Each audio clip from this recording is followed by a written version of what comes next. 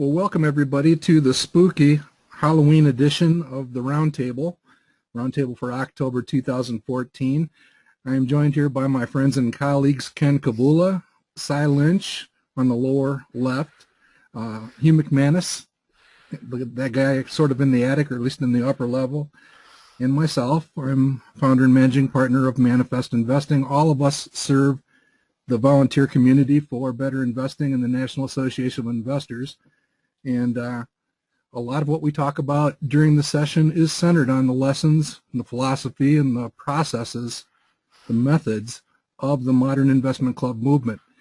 And tonight's session is focused pretty much on 4 of our favorite stocks, but we do spend some time thinking about the portfolio and critiquing or analyzing past decisions, that sort of thing as part of the program. But for now, happy Halloween to all of you, and welcome, especially if you're new here. Here's our quick slide to take care of the legal purposes here. No investment recommendation whatsoever is ever intended.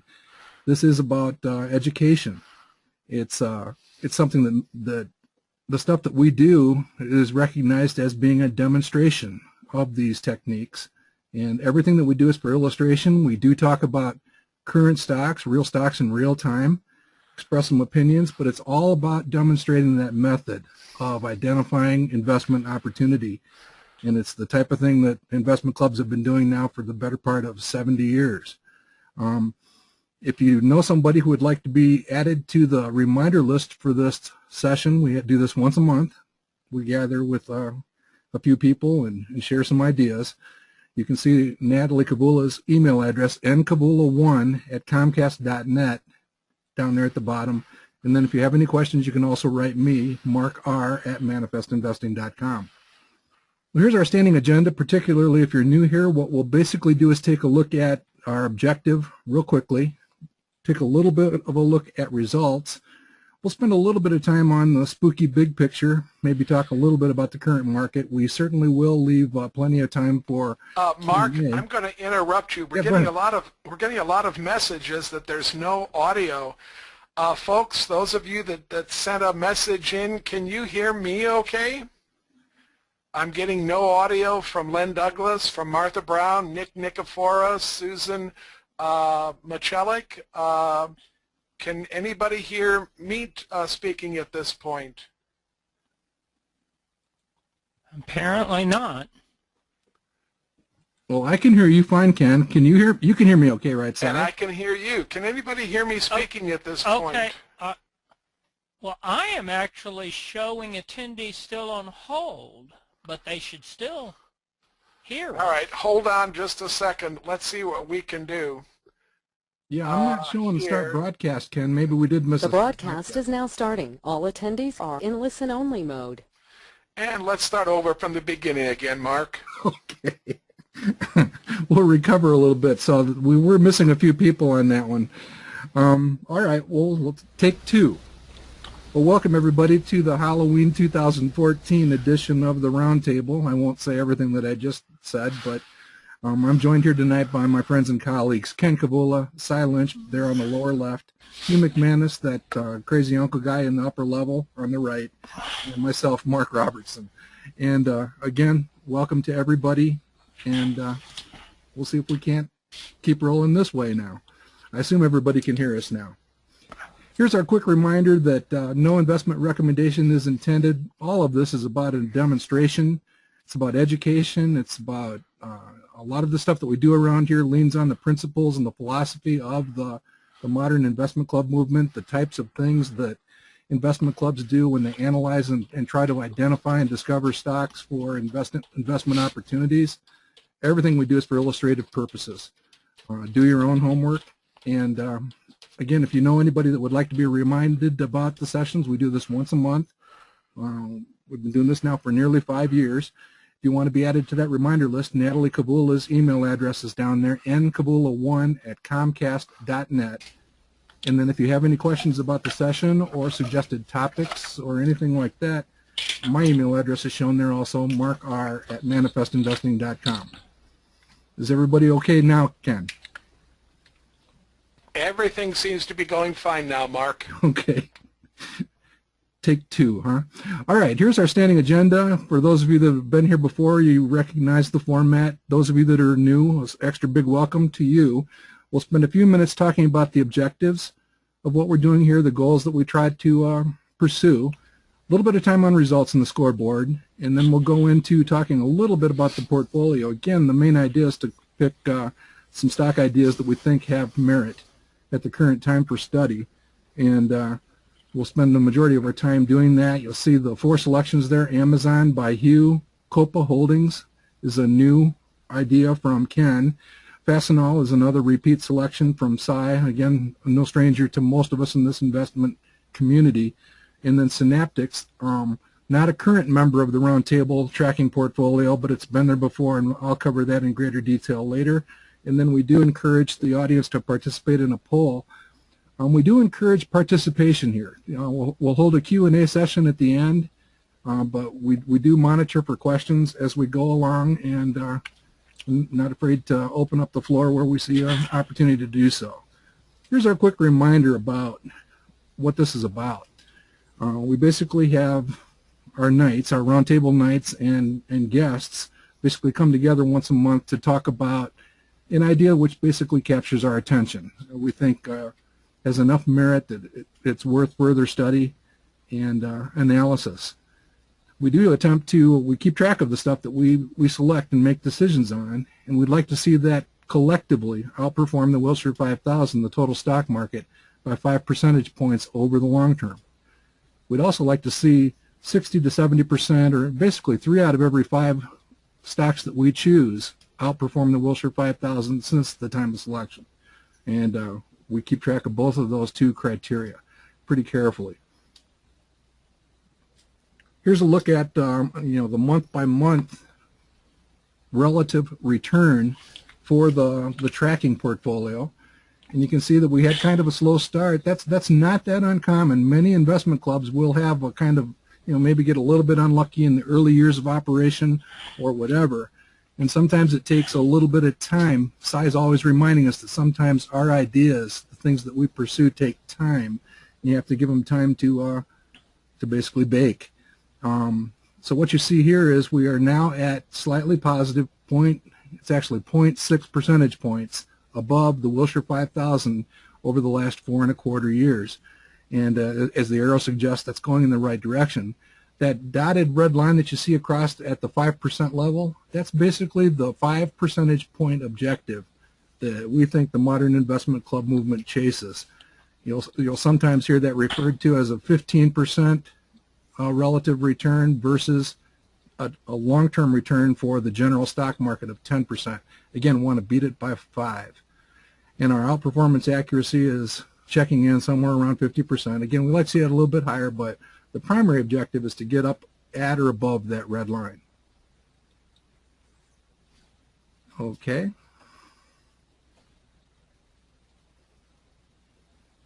Here's a look at the tracking portfolio for the stocks that have been chosen over the last 4.5 years. And again, it's a matter of kind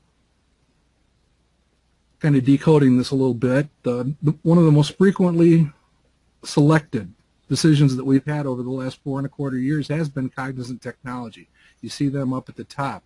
What we do for every single decision that's made, we're going to pick 4 stocks tonight. The audience will vote on one of the 4.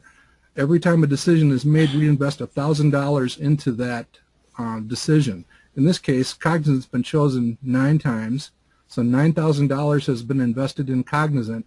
That $9,000 is now worth $12,514. So you can kind of just decode going down the list. You can see some other selections that have been made just a couple of times, 2 or 3 times. But again, these are the ones that influence our results the most, and therefore we probably pay the most attention to the ones at the top. Qualcomm has been an audience favorite a number of times. And again, Apple up at the top of the chart, that is the most widely followed stock by most communities of investors. And the Manifest Investing subscribers are no exception to that. But some fairly common household names, community favorites on that list from top to bottom. If you want to see the entire list of stocks, including all the stocks that have been selected just once, you can go to the dashboard the web address at the bottom of the page, manifestinvesting.com/dashboards/public/round-table. And again, this is a public link, so we wouldn't even know you're there looking at it, but you can take a look at all of the stocks that have been selected over time. Any comments or questions about any of those, Ken? Yeah, I think what's really interesting, Mark, is when you get down to some of these choices that have been made only 2 times and yet are still appearing on this particular screen, which is the top value holdings in the portfolio. I focus on portfolio recovery, for example, which has only been chosen twice in the portfolio, and yet it's worth about $5,400 today. So those are very interesting kinds of things. If you take the dashboard and put the whole thing onto your screen and then use the code and just as Mark's doing, jot some numbers down to the number of times something's been chosen, it really makes for some great things to stick out at you. I'm going to steal a little bit of my thunder from a webinar that we're doing next Thursday for the Stock Up program in Better Investing. Carol Fine and I are going to be looking at some portfolios from model clubs throughout the country. We collected about 46 portfolios, and what was extremely interesting was, just like in the roundtable portfolio, the most commonly held stock in those 46 portfolios was Cognizant Technology. In fact, it was held in 44 of the 46 portfolios. So that says something about the way the Better Investing community views Cognizant Technology and what its chances are to make some money for the different clubs around the country. It's a great point, because the power of community, the wisdom of community is such a powerful thing. I also noticed Priceline on here. I think that's been selected 3 or 4 times, and it's not showing up down here, so I do have some editing to do on this list that's down at the bottom. But some pretty powerful stuff here. Think of the number of times that Hugh has selected companies like Bank of America, 4 times. And notice that that's up to almost $7,000 from 4-time selection. So some good stuff happening there. What I thought we might do for tonight, just something a little bit different, is talk about the stocks that have been chosen last year, 2 years ago, 3 years ago, 4 years ago on Halloween. And this is how we basically keep track of all the stocks in the portfolio. Starting at the top, Strayer was a selection made back in October 2010. We actually closed that position just a couple months later. Some of you might even remember that. It was mine, and I got cold feet, thank God. Got cold feet and actually exited that position before it completely fell apart. But you can see any of these that are yellowed out have actually been closed out. Again, those of you that have followed us over the last several years, Walgreen was selected 7, I believe at least 7 different times. And every single time outperformed the market. It was 7 for 7. And so just kind of reading across here, let's just kind of pick one. Let's take this one here. The Walgreens selection back on, again, that would have been Halloween 2011, as shown right here. It was selected by both Ken and Hugh at that meeting. If you go back and look at the historical price at that time, again, corrected for any splits or dividends, $30.34. And by February 28, 2014, what is that? A couple years later, it reached nearly $68. And on an annualized basis, that's a 21% market return. The stock itself did 42, so 42 minus that 21.3 gives you this relative return. That's the number that we want to see average 5% when you add them all up and basically take the overall average for the portfolio. We'd like for this to be 5%.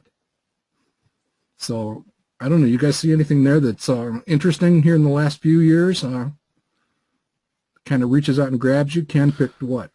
Schlumberger last year. That's working out okay.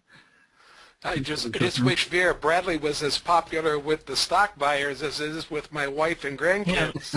I was going to say Halloween of 2012 was not a good one for Ken or me or the audience. No, we really bollocksed it then. Yeah, but, you know, again, there's some things that can be learned there. I think we got kind of caught in the Vera Bradley private placement period when the restricted shares came off and the insiders could sell their shares. I think that's some of what's going on there. If you look at Vera Bradley today, it actually looks pretty attractive from a long-term perspective. And we'll talk about Landauer here in a minute. Landauer was originally mined from a few months before that, so I have to take at least the first credit for that damage. But you can see that the audience and SI selected it Halloween a couple years ago. And we'll talk a little bit more about it here in a second, but it's just one of those where a combination of two companies known as a merger hasn't worked out very well. But I think, you know, looking from top to bottom, the Walgreens stuff's pretty good. The, you know, side the other years, your stocks have, I mean, you're 3 for 3 outside of that 1 year on Halloween. So we're looking for good performance from Fastenal going forward tonight. There is one fairly special entry on here, and we'll let Hugh chime in on this one. Some of you may recall a year ago at Halloween, he basically said, you know, he shopped, you know, turned his list upside down of stocks that he would be potentially interested in and found none. So that we basically put his money into cash, and again, not exactly the worst thing to be in, up 4.5% over the last year, but the market has moved about 8% from Halloween to Halloween, so it's down just a slight amount there. But again, that's not the end of the world for money that you're basically avoiding investing in stocks. But the interesting thing here is that unlike baseball, you can walk up to the pitcher and say, "No, I'm not taking that one. You just keep pitching. We don't have balls. We don't have strikes here. You just send me the one that I want, and I will keep waiting." So I guess I can reinvest that cash at a later date, can I? Or is this just for me to we'll clock it out suffer? or whatever. But it's basically not wasted. It contributes to the results. But again, year in and year out, those are some pretty good numbers overall. And again, it kind of goes to illustrate, again, some of these are too short to call anything on. But again, the rule of 5 means that every once in a while you're going to have one that's a home run and one that's a strikeout and 3 that are perform, you know, pretty close to expectations. In the audience and SI are doing pretty well on Qualcomm about a year ago, and Qualcomm, as you saw in that previous slide, is one of the more frequently selected companies. Let's talk for just a minute about Landauer. This came up in last month's session, you know, basically under the heading, "What's gone wrong here?" You saw that SI in the audience picked Landauer a couple years ago, and I had selected it a couple times before that. For those of you that aren't familiar with the company, they're in information services and material handling for radiation. You know, whether it's utility power or hospitals where you've got x-rays, all that kind of stuff. These guys are the ones that keep track of how much radiation an individual absorbs, and they monitor it fairly carefully. And Landauer, back about a year and a half or 2 years ago, merged with another fairly large company, and I think it's fair to say that it has not worked out quite as well as they had hoped back in that time frame. Si, have you done any more digging on this one at all? No, I have not. Basically, it's what you're saying, and they keep they're making capital investments that is squeezing their profit margin, and thus far haven't seen the results from it. So we just have to keep looking at it. Yeah, there's 2 major takeaways. You know, for me here. At the bottom of the page there, I'm quoting a wise man when he talks about anytime you have a situation like this, you have to begin to pass a judgment as to whether or not it's temporary or terminal. I think you may be familiar with that guy, Si. And again, I think, you know, the field that they're in, the field of opportunity that they're in is a fairly constant. I think if the company can recover, I mean, this is a nasty trend. There's no doubt about it. I mean, they're definitely sliding on profitability. And the other thing that I take away from this is that harsh reality, because it cuts both ways, that stock price follows earnings. And when you got this going on in the current year, this stock price is going to follow that. And if we believe that as a community, looking at this estimate for 2015, the end of next year, they're basically projecting some recovery here. So, again, if I own this company, with real dollars, I'd be watching very carefully to make sure that the sales actually does track up in the first few months of 2015, the last few months of 2014, and I'd watch this profitability thing, and then I'd see what the company has to say about, is this a permanent condition? Are they going to have to live at reduced profitability after the merger? So those are the takeaways I would. I don't think it's terminal. I don't know how temporary it is, but again, if you look at that top line, that's in pretty good shape. It's a little bit flat, but I would think that the price damage has been done. I mean, this company's dropped from the 60s to the 30s in stock price. Mark, I want to clarify for two of our listeners. Those two blue lines, that's just a coincidence that they're blue. They are not graphing the same thing. The blue line in the top graph is graphing earnings per share year by year plus 2 years of forward-looking estimates, and the blue line in the bottom graph is graphing its net profit margins. Is that correct, Mark? That's correct. Yeah, this one here is net margins. Profitability, if you want to think of it that way. So, I mean, I think the damage is done, and I think if we were a club, I would encourage us to watch, what actually unfolds in calendar 2015. If they begin to miss on any of the sales and earnings results in 2015, and again, the only reason I'm saying this is the damage has basically been done to the price. The return forecast, we could basically take capital losses or tax losses if we wanted, but I think this company is well positioned going forward. Yep. And the one thing that you have to understand, and to be very honest, I'm somewhat ambivalent on Landauer, because this is, as you can see from some of the charts, this is not a new thing. This has been going on for a couple of years, and you wonder when will the turn happen. But just like stock prices drop suddenly, also if Landauer reports some of those positive results that are being projected in 2015, you likewise could see the stock soar very quickly. So that's again a reason why patience is important. Stock prices do move up very quickly, and you may miss it. All right, I think that's probably enough. We'll probably come back and take a look at that one a few months down the road also. So for tonight, sticking with the ghastly ghouly theme, and Hugh never met an up straight and parallel that he likes, so he likes to tinker with some of these that are not so up straight and parallel. I think we'll let him take us away on Amazon tonight. Looks like an interesting ride worthy of Halloween.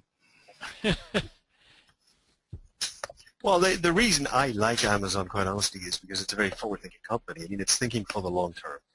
And when I buy shares of stock, my goal, except when I buy some of these pharmaceutical companies that are about to announce a clinical trial result or going up for approval to the FDA, apart from that, because I use those funds to buy the same companies, I like to buy companies that I will keep for a very, very long time. And if you look at the general landscape of retailing, and now we've had almost 20 years of experience with the internet, which is a scary thing to say in and of itself, it's pretty clear that there has been a shift towards the internet, in the web particularly, in terms of sales. We saw that happening in the 90s, accelerated a little bit the decade that follows, and that growth continues. And Amazon is a leader in this space. But it's a leader with a difference. It has a tendency to think about profit way, way in the future, something that generally aggravates Wall Street. But for some reason, they're not as aggravated with Amazon. And so as Cy was mentioning on another company, it plows a lot of the revenues that it generates back into capital infrastructure so that it can become dominant in the marketplace and pretty much assure that it will survive for the long run. So we'll just go through and take a peek at Amazon. Yeah, and Hugh, just one thing to give a little bit of perspective on this. The value line 3 to 5 year estimate for operating earnings is $14.50. I mean, that's on the ceiling on this chart. I mean, Yeah. that's way out there. And the other thing to keep in mind is I'm not sure earnings and PE work very well for this company because, you know, again, Jeff Bezos is famous for answering the question, what are your earnings going to be? He answers it, what do you want them to be? He can basically make them what he wants them to be. Yeah. So keep that in mind as Hugh is taking us through this. Go ahead. Well, even though this company is now 20 years old, I mean, it is a young company in many respects when you look at its numbers. But this is what I show every month that I'm here. I monitor a number of different companies, and I try not to have an arc of them, as Phil Keating likes to describe it, but I like to keep a respectable number. And I've always wanted to buy Amazon, but it's always been too expensive. Probably is a little bit on the expensive side today, but I did buy it recently. So I rank companies by how close they are to their 52-week low, and that's the column that's been highlighted now. And right now a company called Ameren, which I am not suggesting anyone look at, is within 1% of its 52-week low, and Direct is within 2%, and right at the price that I bought it at just over a year ago. It more than doubled in the intervening 12 or 18 months. Amazon is within 10% of its low. And I track dividend and dividend yield as well because, I guess in your 20s you don't really worry about that. It's a little fuddy-duddy number that's a bit of a distraction, but as you get older, I don't know, dividends suddenly take on just a very attractive glow to them. And certainly right now with stocks reaching 52 weeks lows all over the place, dividend yields tend to be a bit higher. So we skip on to the next slide. It just illustrates the fact that I like to get things close to their 52-week low if it's a big company. If it's a small company, a medium-sized company, I'd prefer to have it within a few percent of its 3-year low, and a tiny company within its 5-year low, because I've bought at the wrong price many, many times, and now I'm just waiting for that pitch that I want to hit at. And we skip on to the next slide. We don't get the top here, but we'll skip to the one after this. There we go. We can see that I like companies in this zone, and McDonald's, not a bad company to buy at the moment. BP and Conoco are two companies that I do like, but I honestly think oil is going to keep dropping. Just looking at the supply situation there, I'm rooting for $40 a barrel, and it'll stay there for not very long, but the price of these two companies, I think, will be substantially lower in the next few months. At least that's what I'm hoping for. But for now, I'm going to settle on Amazon because I've been buying quite a bit of McDonald's recently. And it's a quality company, but I do want to add a little bit of Amazon into the portfolio as well. It has a very nice par as well, which is often the tiebreaker of over 10%. So that's the projected annual return. And for those that are new to the better investing, the manifest approach, many of us here, in fact I'd say almost all of us, have a time horizon that probably is measured in decades rather than days. And so my goal would be to hold Amazon for a very, very long time. And when you've been doing this for a while, you become more and more convinced of that approach.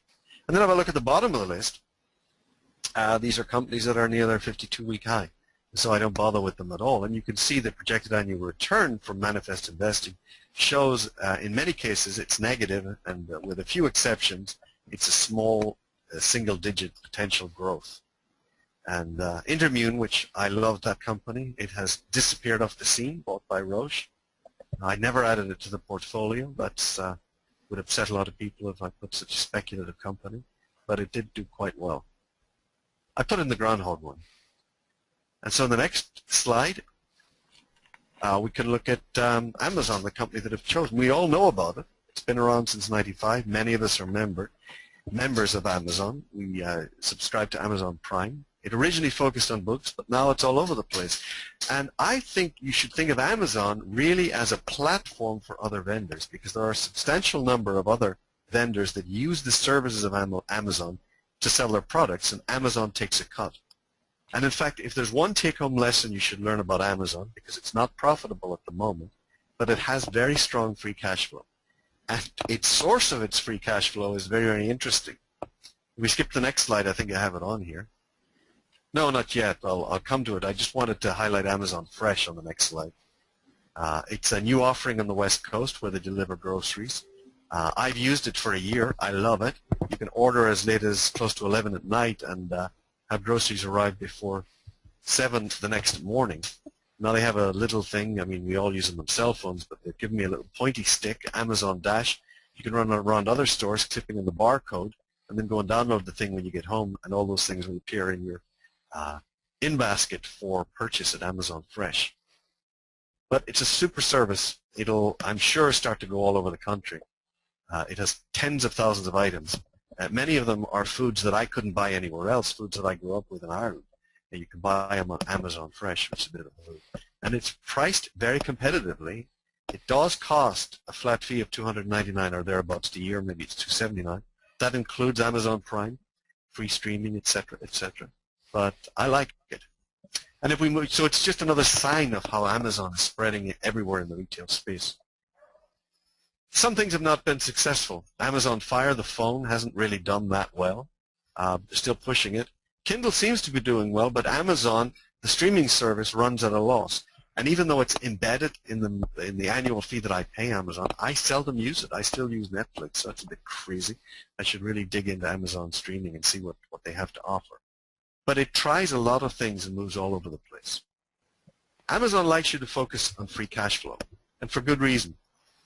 As I said, a lot of the revenues that it generates, it buries right back into the infrastructure of the company to keep expanding.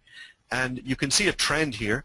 Q4 tends to be very good at Christmas, and then things settle down after that. But its long-term goal is to optimize its free cash flow. And although it did have a bump up in gross profit in the last quarter, 26%, other things look not that good. Its net income dropped. It had a disappointing return on equity year over year, and overall probably a little bit weaker growth than people would have liked. But if we move on, and these are actually taken from the conference call which Amazon had on the 23rd with investors, and you can go to the Amazon site and download this 20 or 40 page presentation that they gave. There's very little dilution in shares. If we move on to the next slide, you can see that the return on capital tracks sales quite successfully. It's about 6%, the return on invested capital. And this is actually calculated from its free cash flow, Bible that Amazon has. But there will come a time when Amazon pays a dividend, by the way. And net sales, you can see, kind of been flat. They do well in the fourth quarter and then things flatten out. But the growth has not been as good as people expected or wanted, or that even Amazon anticipated it was going to have in the last quarter. And we move on. We can see its core business. Media is a small fraction, about a quarter of what it does. The rest of the electronics and other general merchandise, which includes groceries, etc., which is a tiny, tiny fraction. And it also is a platform for other retailers, as I pointed out. But its core business is growing step by step. And if you look at it this way, it has about $40 billion or so of retail sales in the U.S. The total size of the U.S. market is about $4.5 trillion. So right now it is actually a small percent of the total market, even though it's quite dominant in this space. And if we keep moving, you can see that it is running at a loss. Sometimes it generates a profit, but more recently it generates a huge loss. It is building huge infrastructure, and for those that use Amazon and live in a highly populated area, it's not uncommon now, even though you don't have to pay extra to have it. You can order the day before, books, anything else like that, and have it come the next day as part of your Amazon Prime at no extra charge. At least in Los Angeles, that's quite common for me, to order things and have them arrive the next day, or order things in the morning and have them arrive in the afternoon. It's quite incredible how well it does things. And there are yet no drones. So I just can't imagine what it will be like when it has its drone service going. I think just a little bit of grabbing at publicity there. And then if you look at the various segments, the U.S. and the rest of the world, sales are kind of flat, let's be honest, and operating income isn't that stellar. But again, it's reinvesting a lot of what it brings in. And on the next slide, you show the rest of the world, and that really tracks what you see in the U.S. Much smaller, 33 billion, but not super much smaller. Hugh, you have a question from Wanda. I'm going to unmute her and let her ask her question, okay? Okay. Wanda, go ahead. Hi, Wanda. Well, That's it seems we're having an issue with the raise hand button, perhaps. So thanks. You continue, please. Okay, let's move on. And again, you're just looking at operating cash flow here and free cash flow on the bottom. They're tracking kind of relatively well. But Amazon focuses on free cash flow because that's what they're trying to optimize. So far at least, they're doing not a bad job in their free cash flow. Free cash flow, the simple definition of that is the money that you can take out of a business without hurting its operation. Now, how does it generate this free cash flow? And it's been accused of being a Ponzi scheme for how it does it. And that is that it takes customers' money right now. I mean, when I buy something, the credit card gets billed. It gets billed actually when the material arrives. So it recognizes its revenues when the risk of loss is transferred to me as the new owner of books or groceries or whatever. But it turns out that it delays paying its suppliers, its vendors, for in some cases many months, 2 even up to 3 months. And so its free cash flow is really driven by this activity. For its customers, it's kind of net now, and for its suppliers, it's close to net never. And it makes good little bit of return on those funds. And by the way, if and when interest rates start to climb up again, that's only going to be a good thing for Amazon.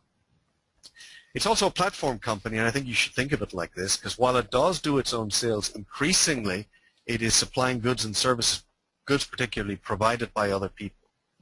But it also has market clout. People respect the brand, and as a result, it can leverage that in ways that smaller businesses cannot. Of course, the other source of its revenue is its web services business, which it got in quite early. But the big issue is the heavy investment that the company makes. It's thinking about profitability in the long term, and it will continue to do that, and I would say for the next 5+ years you will still see heavy investment in infrastructure by Amazon to make sure that it cannot be caught by anyone in the future. And if we move along, we'll go through the next few very quickly. The stock selection guide. This is a horror story for many. There were a couple of years where it actually looked like a stock selection guide, almost 4. And then the recession hit, and well, the sales at least have shown a very consistent story for 10 years. And you know, not a super good reason to buy a company in and of itself, but it does warm the cockles of one's heart. It's a little scary if they cannot get the top line right. And skipping on to the next slide, you can see that the return on equity and the pre-tax profit are relatively good. The average is good for a retailer of commodity-type items, but it is on the decline. And return on equity has been crashing recently as well. But we saw page 1, so that should be of no surprise. And if you skip to the next page, this is an even scarier one for part 3, where you see price-earnings ratios all over the board. And it makes for a bit of a challenge when you're doing the stock selection guide. I tend to like, believe it or not, to be conservative with PE ratios, but you get to the point that you have to say, well, is this really fair in the sense that I am really trying to predict what everyone else is doing? And if everyone else is bidding these companies up to extraordinary limits in anticipation of long-term profitability, to what extent should I follow? And the answer generally is you should follow to a very limited extent, but even so, I've chosen PE ratios in the range of 25 to 50, which are exceptionally high, and I wouldn't do this for anyone else other than the fact that I anticipate that people will continue to bid Amazon up well into the future. And the result on the next page shows that, at least from the perspective of the stock selection guide, this company is in a hold. It's not in the sale, but it's in a hold, and perhaps the price will continue to drop. We will see. For the estimated low price, I took the average of the last 4 or 5 years, bringing it down to 131. But it's sitting outside the buy zone, sitting in hold at the moment. And then if we move on, this is where we are with manifest investing. We see that the projected annual return is 10.9%, good in this market, I think. I think we will continue to see that kind of growth, stronger growth in the top line of the company over the next 5 years. And certainly, when I can see benefits today in Los Angeles with its in the infrastructure that it has installed, not only for Amazon Fresh, but for the regular book delivery and other delivery services where things are happening faster and faster. And the other interesting thing is the cost for Amazon Prime has been pushed up slightly this year, and it doesn't seem to have eroded the number of customers. A very good sign of the extent of loyalty which people have for this service. And for those of you who are not familiar with Amazon, Amazon Prime is a fee that you pay every year, and as a result you get free shipping within 2 days for items that can be shipped within 2 days. And you also get free streaming videos and movies, etc. as well. It's a good service. I've watched it once or twice, but not really to the extent that I use Netflix or other services. Very good financial strength and earnings stability, not as good. And the next slide, I pay less and less attention to the fools nowadays, because I always think when I read this, when I look at this, that it's really not a representative sample of those that look at companies. People who are favorable towards Amazon and don't like it are probably going to contribute here. I would rather have a group of maybe 50 or 60 or 100 people who look at maybe all of the companies in the S&P and give opinions on that, or give opinions on a few of them. Yeah, and Hugh, one thing we could clarify here, this looks like a pretty big number, that 88% on the All-Stars outperform prediction. The average company runs about 94 to 95. So this is actually quite below. So yeah, that's true. There's quite a bit of negative sentiment, putting it in a relative context. Yeah. And then moving on, you can see that the projected relative return has been increasing over time recently as the stock price has languished. And then I'll skip to the final slide. It is a leader in e-commerce. It's not focused on short-term profitability. I think that's clear from the stock selection guide. It wants market share, and it wants to become a dominant player in that space. So it's pouring money into the assets that thinks it'll get them there in the long term. It's not there yet.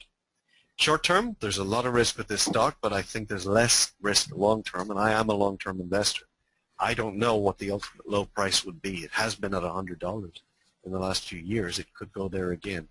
But it's a company that I like. It continues to dominate in its space. It has continued sales growth. And it's a bit of a sales pitch by me here, but I do like Amazon. But I would invite you to look at the numbers for yourself. Draw your own conclusions. Well, Hugh, one of the things I'm thinking that we probably ought to do is do a mini workshop on and not using the price to earnings. They say they're focused on free cash flow. We could actually do an analysis, an SSG-based analysis using price to cash flow. Yeah. I look at the sources of free cash flow and the sources of cash overall. It's actually quite illuminating with Amazon what they're up to. If you look at their accounts payable and their accounts receivable, how those change. Interesting stuff. Well, those of you that saw the article on the smoothie portfolio, this is half of the smoothie portfolio is companies like Amazon, so something to keep in mind that we put out a couple months ago. Well, thanks, Hugh.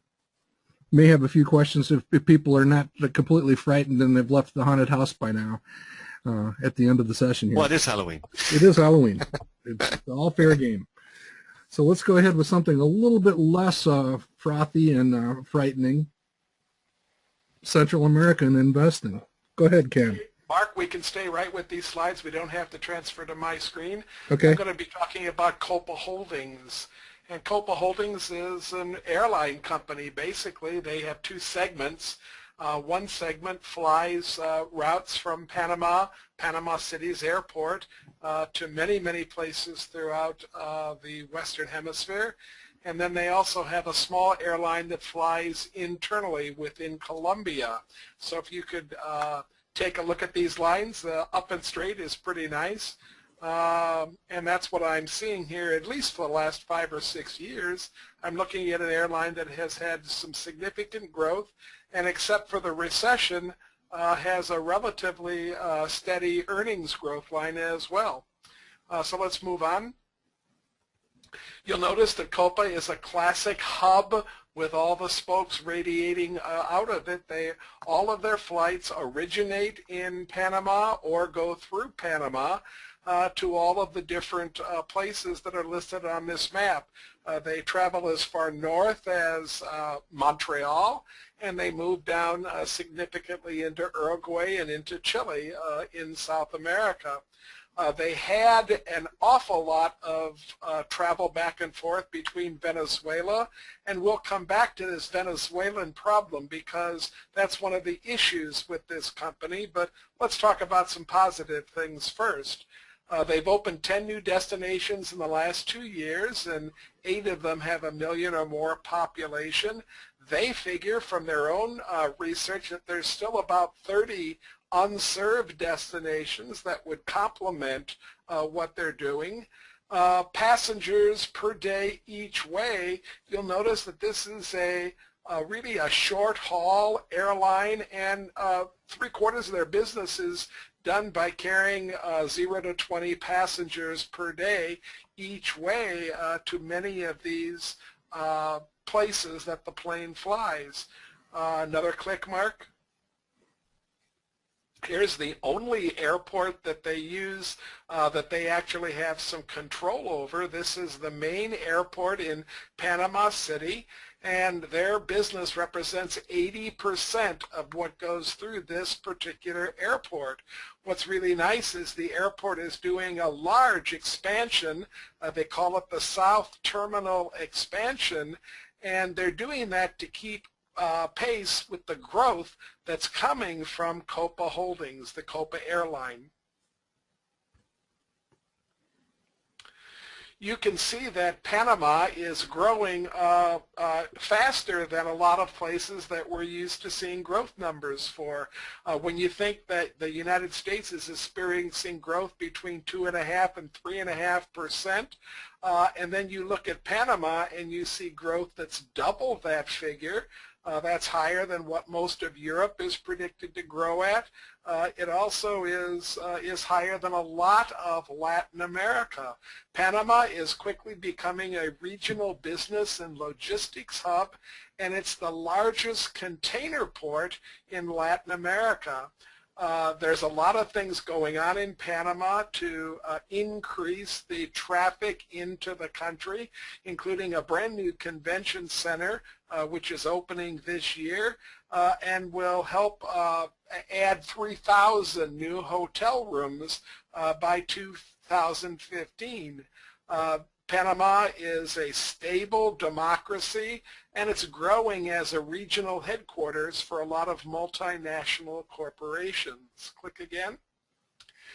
You can see that if we look at forecast growth, and this is forecasting from Boeing economists, you can see that within Latin America, travel is expected to grow at the second highest rate anywhere in the world. And if you couple that to travel between North America and Latin America, you'll notice that you have some pretty reasonable growth rates for this particular airline. Within Latin America at about 7%, and between North America and Latin America at about 5% growth in the air traffic that's coming in and out of this particular airport. Click again, Mark. You can see that Copa's done a nice job in keeping up with capacity and with traffic growth. The gray bars indicate the capacity, and the blue bars indicate the actual traffic that's going on.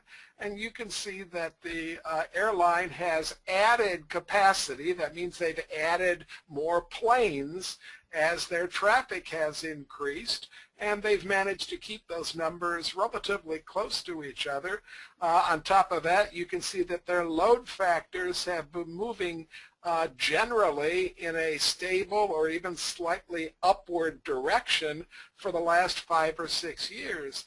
They're forecasting load ratios of about 78% in 2014. So the planes are not traveling with only 1 or 2 people on it many times. They're traveling fairly loaded so that they're making a decent profit. Click again. Here's this expansion in the South Terminal at the Panama City Airport. They will have this expansion done in 2016, and it's going to add 20 additional gates. That'll give them 54 total gates. There's future plans for adding an additional 10 past that. 50 plus new ticket counter positions. They're going to be expanding their customs and immigration, revamping the baggage handling, and they're making provisions for a third runway at the airport. So there's going to be plenty of space for this airline to grow as it continues to add flights and add new destinations. Another click, please. The newest destinations are at Montreal, Canada, Fort Lauderdale, United States, and Georgetown, Guyana. They were added in June and July of 14, and they're also focusing on adding more frequency to a number of the different flights, and you can see these cities where they've added a second or a third or an eighth or even a ninth flight. They're doing a lot of additional flying into these different countries. Click again. Their first quarter reported traffic figures that exceeded expectations. Their regional economy is really helping drive demand, and the cities that they've added recently are at or above target that they've set for growth. Here's from Manifest Investing, and the quality on this company, that's the blue line, has stayed pretty uniform, up near 100 for quite a long period of time. I like to buy companies when the historic par value is up close to where it's been historically high, and that's happening right now with Copa. I will tell you a little bit about the problems that they have with Venezuela. Venezuela, if you know anything about it, it's a basket case right now politically and economically, and the Venezuelan currency has just basically collapsed. Well, Copa has money in Venezuela, and it will be trying to repatriate that money back to Panama, but of course they're going to be losing large amounts in the repatriation. At one point, Venezuela was a primary customer for this particular airline, and the way that Copa is handling the situation is they're cutting back on service into Venezuela. That will reduce the amount of money that is in Venezuela that needs repatriation, and the company seems to feel that somewhere between 9 and 12 months from now, that problem will have basically resolved itself. That's bothering a lot of the analysts in the short term right now, and probably accounts for some of the reason that Copa is in the buy zone. Click again, Mark. Here's the analysis from Manifest, showing a really high quality rating of 95 with a par of about 14%. Click again. When I did my SSG, I looked at lines that were like this, nice and parallel with each other. The company does a nice job of managing expenses. Click again. Section 2, I like the profit margins, the even profit margins, especially in the last 4 years. They seem to have found a place where they can be profitable and basically earn somewhere around 18 or 19 cents on the dollar. It's a nice return on equity, and notice that they're doing a nice job of paying down the debt. It seems to be moving in the right direction, and all the while maintaining a pretty decent return on equity. So I find both of those sets of numbers to be pretty decent.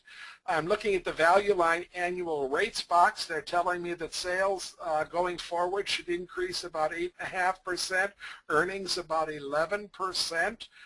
Those are numbers that I will take into account as I do an SSG. I'm looking at the upper corner of the value line, and I see the low return is 4%, but that's based on a price of about $128. Copa's actually trading today at about $108, so I know that that low return is a little bit too low based on today's price, so I would guess that I should get returns somewhere in the 9 to 12, 9 to 13% range based on today's price. So let's continue looking at the SSG. Here's the eagle for Copa, and Mark's numbers are spelled out.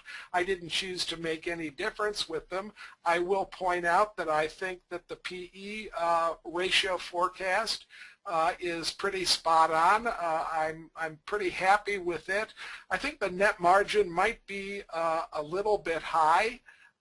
So I'll consider that as I move forward in my analysis.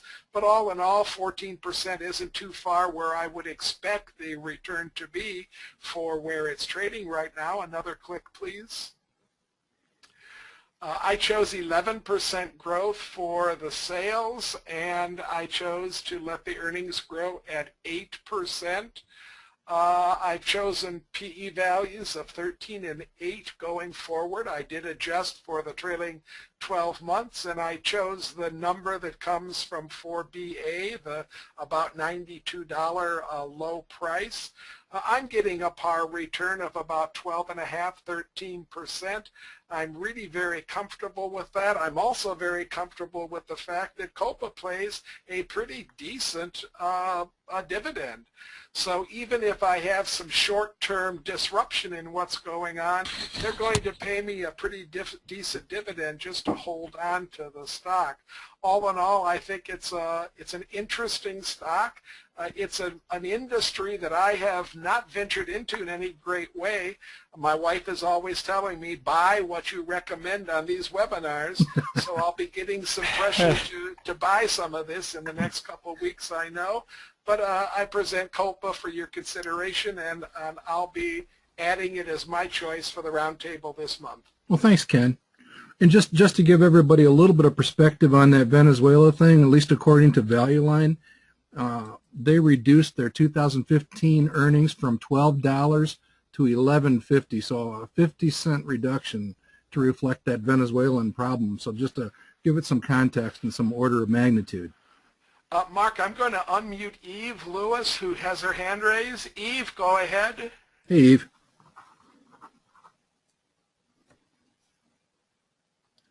Okay, again, we might be having some issues with the hand raise button, so I'm going to put her back on mute and lower the hand, and let's move on to whoever's next then. Okay, we'll move on to SYNA. Again, anybody who would like to submit a question, you can enter it in the questions box or raise your hand and if you have audio equipment when we reach that point. All right, Sy, take us down the home stretch with Fastenal. All right, thank you, Mark. And Fastenal, I think everyone is, or many people are quite familiar with. It's been a pretty long time better investing favorite in the community. You can see here, as its logo on this chart shows, they're in the industrial and construction supply business.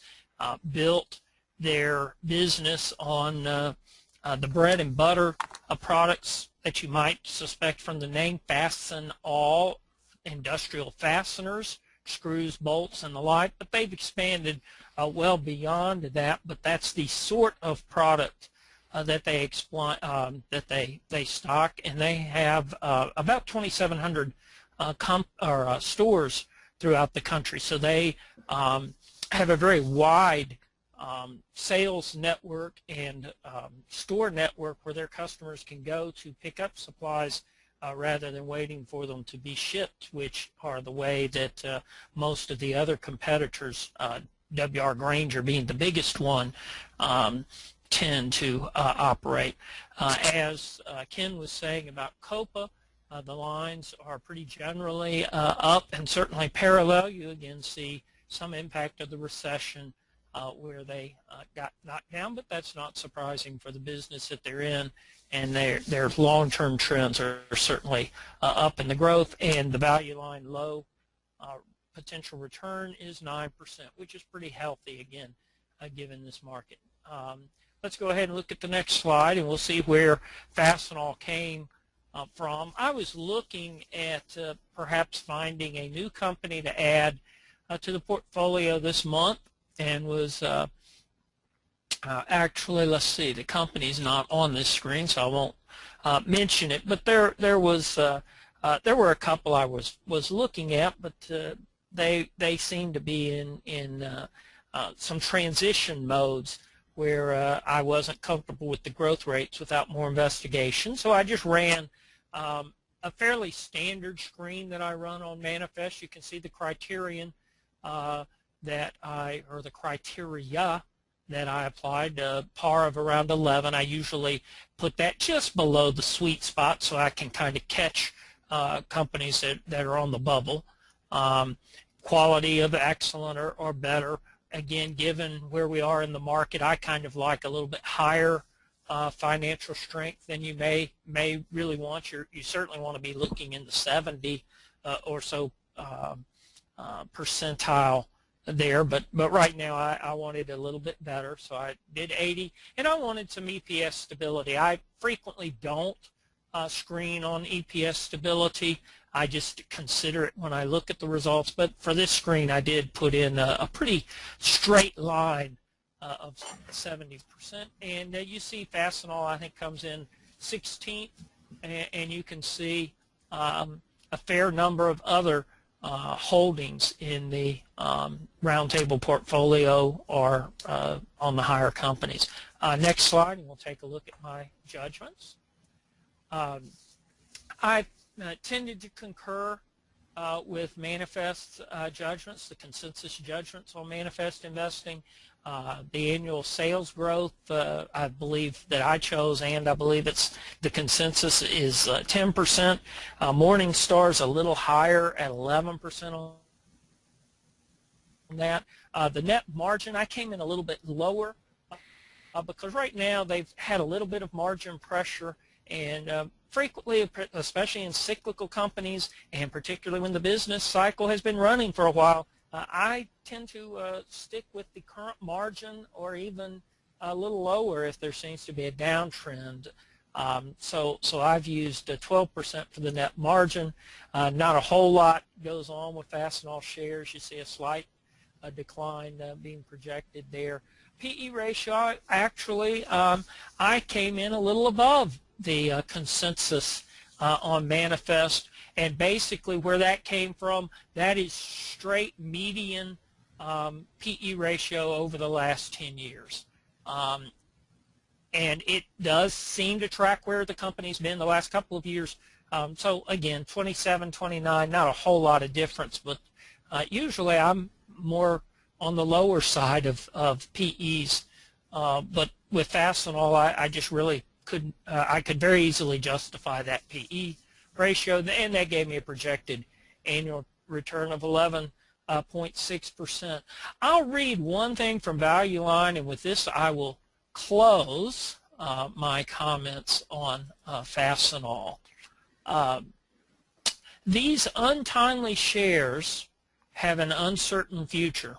Value Line has rated it a 4 for timeliness, although you see the long-term pretty good return, which Value Line does mention. But here's the sentence that kind of catches my eye. The stock has languished somewhat in recent years despite broader market-wide rallies and despite continued business success, you may note from the stock selection guide front side. However, at the currently depressed valuation, Fastenal offers above average long-term appreciation potential. Like Hugh was talking, we're buying for decades, not days. As Mark showed in a negative way with Landauer, price follows earnings, and that really has not been the case recently with Fastenal. Earnings and sales have been increasing. The price hasn't really been keeping up. And I think that Fastenal is a good candidate for purchase this month. Well, thanks, Si. Yeah, it's certainly, there's not a whole lot of erratic operating performance there. The price has been languishing a bit, but not a whole lot of erratic behavior. So I think Value Line's being kind of tough on them. All right, I'm going to close things up. We do try to keep these down to about 75 minutes, and I'll try to take just a few minutes here and present Synaptics. What you're looking at here is, again, screening results, and it's something that we do on a weekly basis for the companies as we do the update batches as they roll out a value line. But in this case, we're looking at the entire 2,400 companies that we follow. And basically what we're looking at here are all the companies that have 99 or 100 manifest ranks. So basically what we're saying is the combination of taking a look at their return forecast, the projected annual return, and their quality rating, and basically taking those two factors, those two characteristics, and scoring them. These are the top companies among the 2,400 companies in the database. So from top to bottom, you can see a bunch of the names on here. You'll notice that Copa's on here. By the way, Fastenal is just off this list, and Amazon's not too far off the list. But you can see some fairly recent interesting favorites. T-Rowe Price. I won't spend too much time. I did publish this in the forum. I'll probably put it out. What's going to be in next month's newsletter. So the list will be there. The companies that are already on the roundtable are designated in this column with this RT designation. By the way, Synaptics used to be, and we're going to talk about that. It's a company that has been added and closed out of the tracking portfolio for the roundtable here in the last couple of years. And then just for some second opinion comparison purposes, the value line perspective, the Morningstar perspective, and the Standard & Poor's outlook for the companies are shown here. And you will get differences of opinions. For example, Value Line thinks Akamai's pretty much attractive. Morningstar disagrees. So you could just kind of look for those differences top to bottom. Chipotle is the one that Value Line thinks is way overpriced, and the other two research agencies agree a little bit, but not to the level that Value Line is slapping them. So again, from top to bottom, and again, I'm just going to go with the one at the top this month, go with Synaptics, and here's what Synaptics looks like. By the way, we discovered them in the Forbes Best Small Company list several years ago, and they were on the list last year. They can't be on this year's list because they just crossed over into $1 billion in sales up at the top line. What do? They basically take care of Android phones, tablets, and anything where you touch the screen and cause an action, as is shown there on the lower right. They are going through a fairly major event. Again, one of these other testy mergers and acquisitions where this company that they've just closed on just within the last few days, Renesas SP, it's a company out of Japan that is basically going to give them access to more market and some other technology. Looks to be a very nice acquisition, but the company is about 2/3 the size of current day Synaptics. So again, we're talking about almost a merger of equals. And again, the Landauer case that we talked about earlier gives us a little bit of pause, but these guys are executing well, and we'll be watching closely, but very interesting opportunities here. One of the things I wanted to point out is what Ken did actually select Synaptics back in October, well, Halloween 2010, and held that for the next couple of years, and it actually did outperform the Wilshire 5000 during that time frame. So it's one of Ken's closed out winners over time. At Manifest Investing, if you click on the looking or the magnifying glass for every company on the company report, you basically get these results that are shown down here at the bottom. And this is kind of a look at what the decision process that we went through back in January 2013, along with a little bit of second guessing. And let's take kind of a quick look at that. Here's what we threw on the screen back in January 2013 when we were deciding to sell the company.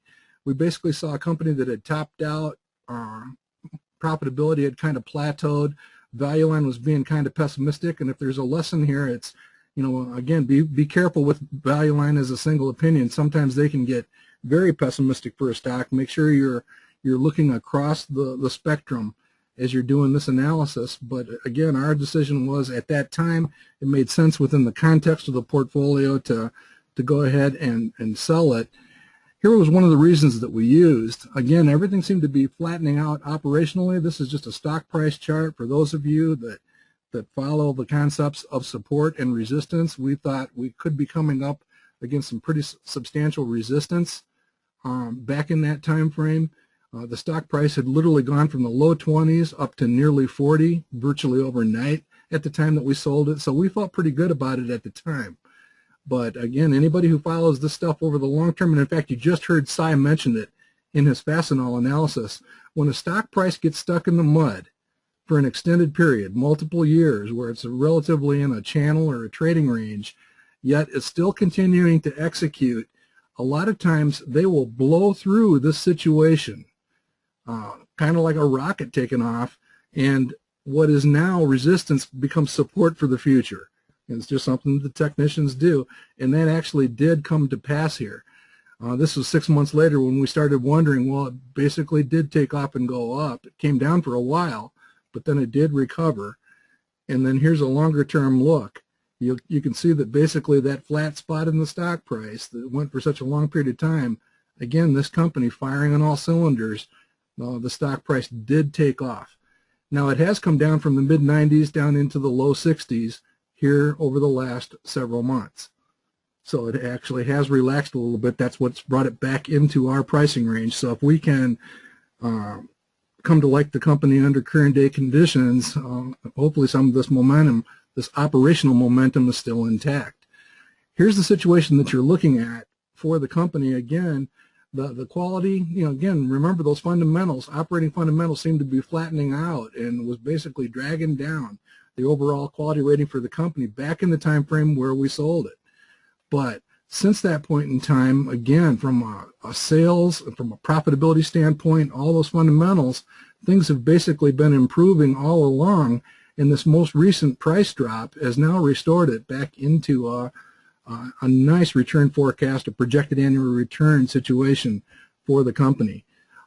Just to show you how dicey it is with this acquisition going on, this merger, just take a look at these earnings estimates over the last several days for the year ending June 2015 and June 2016. Take a look at this. Really an abrupt increase followed by a very abrupt decrease. So basically what you've got is all the analysts or the rhinos are basically a bit scrambled over this one. And notice that it actually ended up in a pretty good spot, going from 5 to 5 something.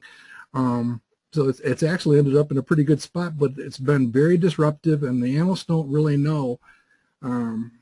Very sketchy, very, very fogged up over what may be happening with the expectations for this company.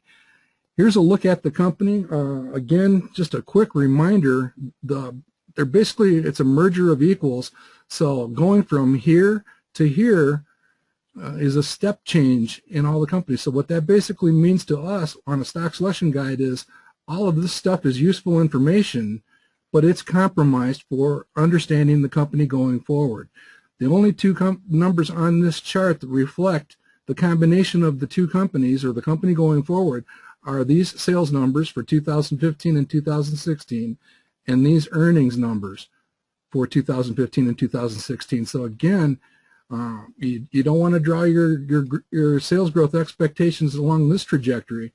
You want to take into account the fact that you're adding two big pieces together, looking for a company growing somewhere in the mid-teens or low teens along this trend line going forward. The analysts also are expecting a little bit less profitability going forward, so that's reflected here also. Very quickly, current sales, if you basically look at the company as it is today, you'll see a number like that. What you basically have to do is throw that one out and look at, what does the company actually look like today with the pieces all put together, and you see it's quite a bit more. A little bit less growth, a little bit lower profitability. Again, dinging both of these down just a little bit for the combined animal, you still end up with a pretty decent picture. Now, they are taking on some debt. This is an indication of the true financial strength of the company.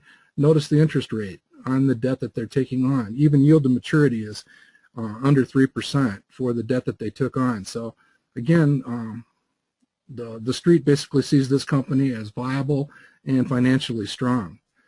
So with that, that is enough return for me. We'll watch the performance over the next few quarters pretty carefully on this one. But they're in an area, cell phones, tablets, promise, and wide open opportunity, and quite a compelling company, and hopefully it'll be a repeat winner for us again. Well, Mark, let's see what our audience thinks. I'm going to launch a poll and ask them to make a choice from the four stocks that we've presented this evening. Here goes.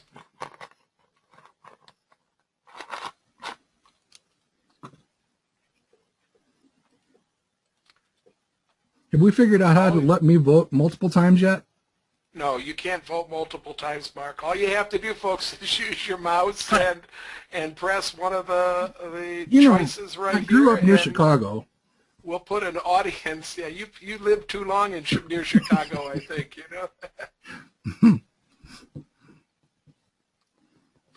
Mark, while we're waiting for the polls to close, Miriam would like to know. She says Synaptics dropped sharply after their earnings report. So, do we ignore the earnings report? How do you manage a bad reaction like that? Well, I think you have to put it into the context of that longer-term chart. Let me go back to the chart. I mean, okay, you can't show that quite yet, Mark. We're going to give people about 5 seconds here. If you haven't voted, you can still vote.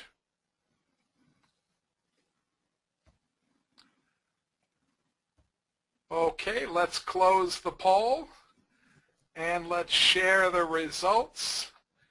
It looks like we're going to add another holding in Copa this evening.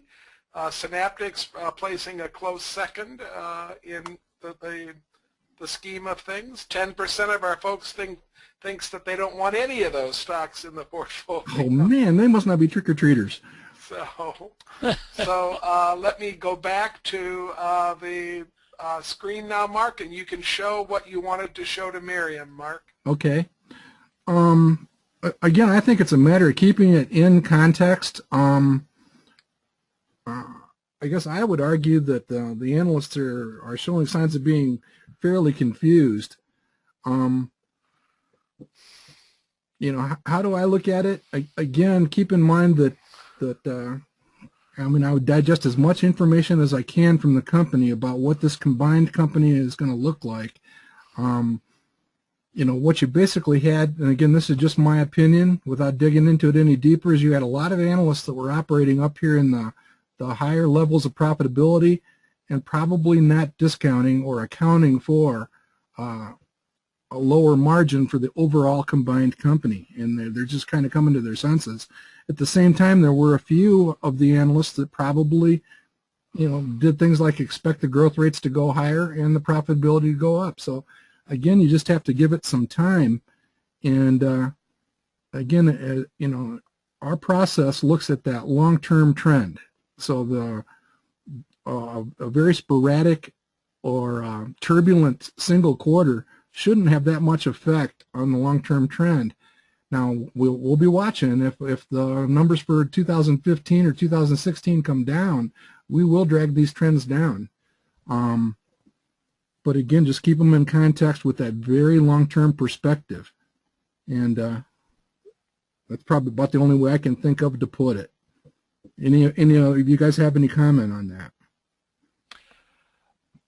Well, I think you've summed up the results well, Mark, but be wary of trying to figure out what the market is doing in response to an earnings report, because it can be sometimes the market reflects or expects earnings to, beat projections tremendously, and then they come in at projections or a little less good.